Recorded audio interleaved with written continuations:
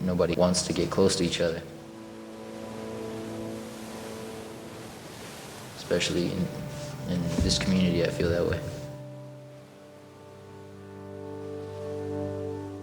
People who've grown up in Central Oregon all of their life are used to just white people. We all cry the same, we all bleed the same. And when you stop to think about it, you have a lot of things in common. I definitely think it's a problem, and it's not just in the school, it's in the entire community.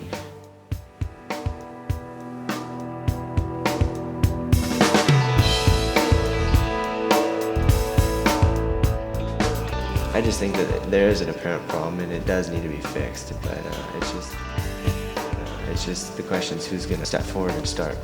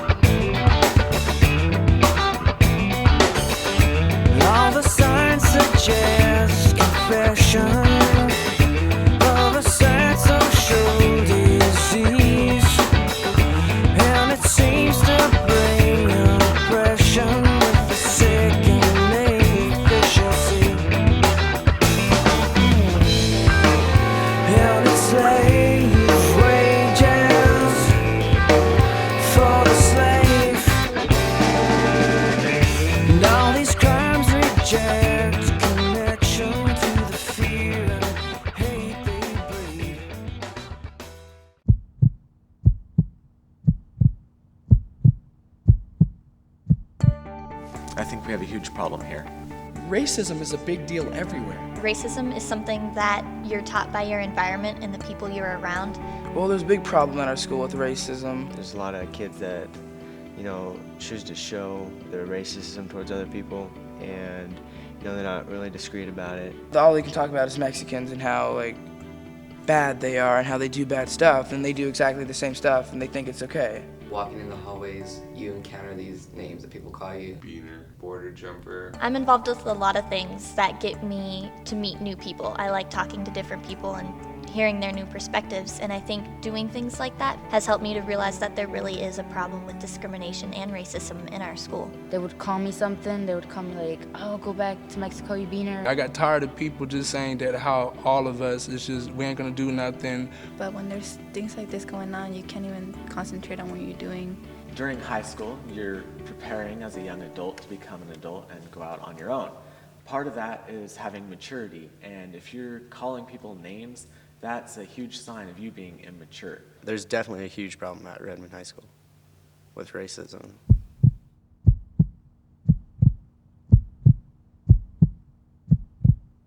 I could have sworn they called me a nigger. And it's just hard to deal with sometimes because you know that they could be a really cool person, but once they're called beaner or nigger, they're gonna start, talking back. In the beginning, when I would see people be like that, I would feel like responding physically. And he started calling me nigger, and he ran off. I thought that was the end of it. Then the next day I come to school, and he put posters up about me all over school, about 10 of them, calling me a fat nigger. That's very scary. And it's just gonna end up violence.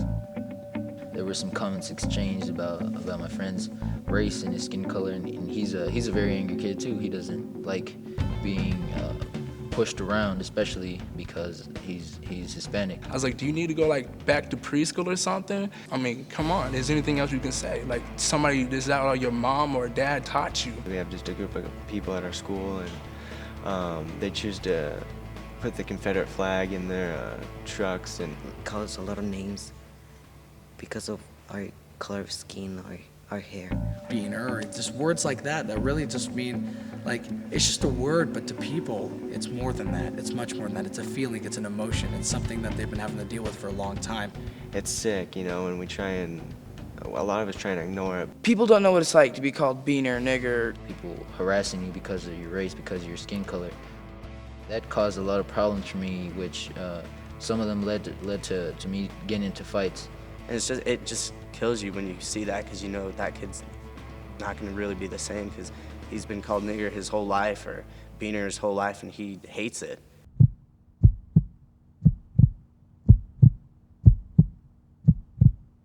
I came from a small school called Terrebonne, and there was about 30 8th grade kids in that class, and there was always 2 kids that got picked on. They didn't even give them a chance just because of the way they dressed and the things that they like.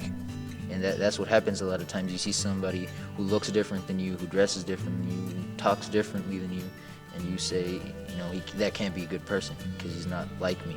Well, I think everybody once in their life gets made fun of for various reasons. That small group that feels that they need to change it into hate are the ones that are going to go out there and cause more problems by calling other people those names. Fights start over those. It starts out jokes, and then it gets to blows.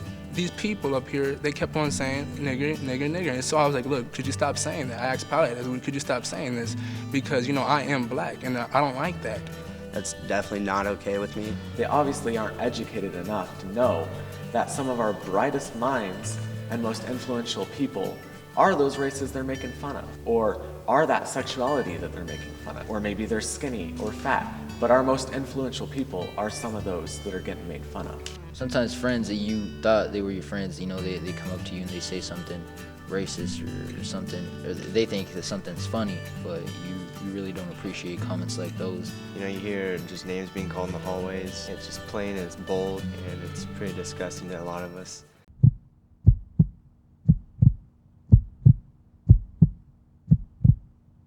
I think a lot of the time you don't realize that you are stereotyping people. I realize that I'm pretty ignorant myself. I've said a couple things that I'm not proud of.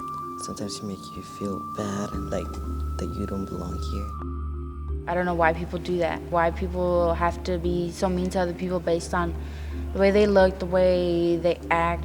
They're comfortable with the stereotypes. They don't want to break them. So they look at someone and they assume that they know that person, when in reality they don't know anything about them. Coming up here, people expect me to act a certain way and be a certain way.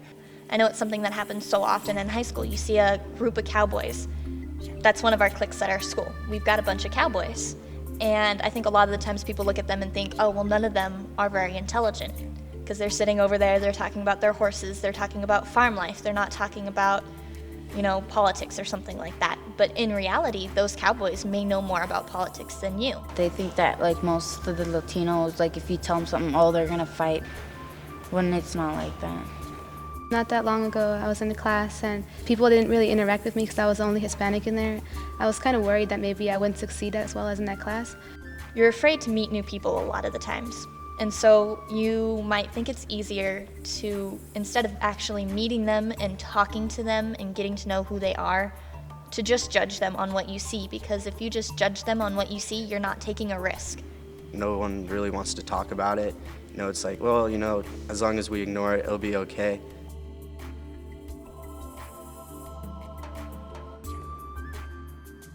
A lot of the times, I don't think it's what people say. I think it's their attitudes towards each other. There's a group that is called Little Mexico out in the Commons. We have an issue where we're not going and sitting with them at lunch or trying to talk to the Latinos. It's partially their part, too, to make that connection with us also. All the other Latin guys, just because they know me and all that, I've gotten racism from both sides. A lot of people are afraid to go over there because they think they might get rejected.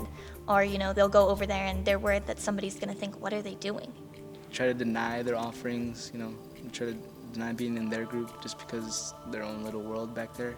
You can definitely tell once half of the cafeteria, you just see white people. There's a table over there in the other corner, and people call it Little Mexico, and that really angers people. And it's not like, oh, I'm gonna stay away from there, but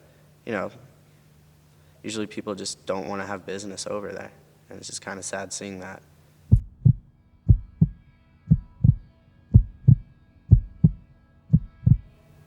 There's people on both sides that are willing to reach out, but they're both afraid to. There's a lot going on here with the racial things and stuff and that, but there's a lot of good people here, and I believe that we can all make a difference, and that's what I like about this school. Nothing's going to happen unless we students want something to happen, and it's the people who want the change, whose responsibility it is to make the change. Our students need to get out and start working with different races, different sexualities, larger people, skinnier people. We just all need to work together. We need to intermingle. The people themselves have to go and try to communicate to other people. It's definitely two-sided. I don't think Caucasians need to be the ones that, try to get to know everybody. I think it should be mutual, where everybody tries to get to know each other. Sometimes we have the fault because we're calling each other like beaners. Other people see that as okay to call us that, and then we get offended.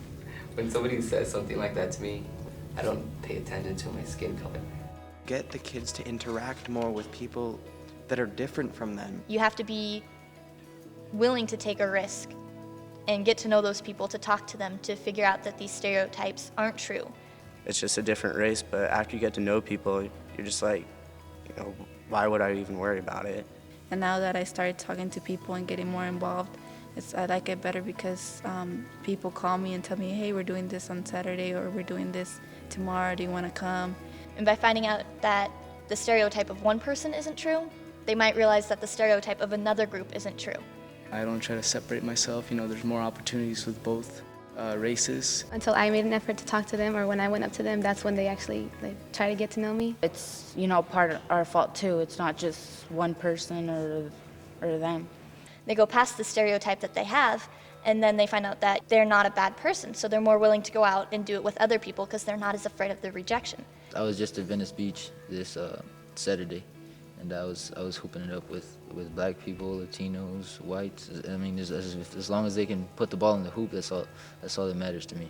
Talking with people is probably the best thing. Our team, at first, we got a lot of new Latino students. Hey fellas, come on in. And at first, there's some tension. Here's something that I want to make real clear. Coach did not put up with that at all. We had 12 guys, now we're up a little bit more. I don't care what color you are, what language you speak. Is that making sense, guys? You guys are going to be a team and work as a team. And I know we're in a school of 2,000 people. We're not going to be able to find a common goal for every single person in this school to share. But if groups of people could find a common goal and work towards it, I think they would forget about races. As a soccer captain on the field, you see that everybody gets along. And even if he was white, purple, black, it doesn't matter what color he was. It doesn't really matter about your race. It's just, hey, can we score a goal? Can we win the game? I'm involved in soccer, so I know basically a lot of the white guys. I've built up a lot of friendships with them. It's been rough at times, but I feel like, I build bonds and make friendships with those kids. What each individual or just one person can start doing is to go to another group and start mixing. We just all need to work together. It would work a lot better if we did communicate more instead of, keeping it to ourselves. I go up to random people all the time and just start talking. Just to find similarities, something you have in common with them. We had a problem recently with a black kid being called nigger. After that meeting, we came up and talked to me and my friend, and we said, if you have a problem with that, again, come get us and we'll deal with the kid. I actually did hold myself and everything. We can confront the kid directly, tell him it's not okay to be doing that. What would really help is if people start to be aware of what they're saying. If something happens, instead of going along with it, actually standing up for what you think is the right thing to do. I start standing up for people like that and myself. I will stand up and do something if I see somebody, and because they're my friends. That's what I do. I like to protect and be real and be as good as possible. But you're supposed to feel safe at school. A lot of those things can be avoided if you just keep those comments to yourself, or try not to even think about them at all. There's going to be someone in the group that's going to treat you bad, but you have to ignore him. I don't let it get to me anymore because I know that some people they're not going to change. Sooner or later, they're going to get tired of you not paying attention to them, and they're just going to leave you alone. If you just don't let those little things get to you and try to get to know everybody despite whatever it is that they have that's different from you, then you might actually enjoy that person. We should be able to accept each other, no matter what. And what I want to do, and the purpose is to make people happy and just be myself. I really don't think people should care about any of the other stuff. And things are just, they're looking better. We're just trying to fix things, and it's getting that way. I think what needs to happen here is people need to start acting like they are adults, so when they go out in the adult world, they can be adults. The way I think is that you show respect first.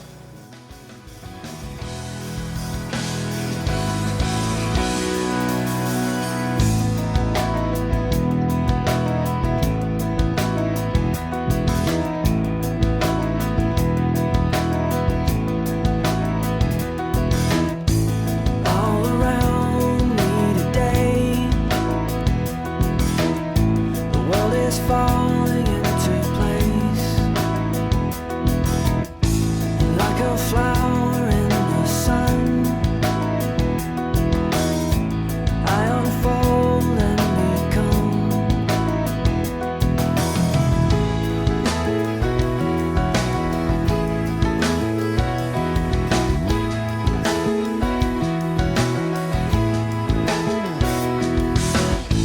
through the seasons of change, through the joys and mistakes. I'm defined, I have found in the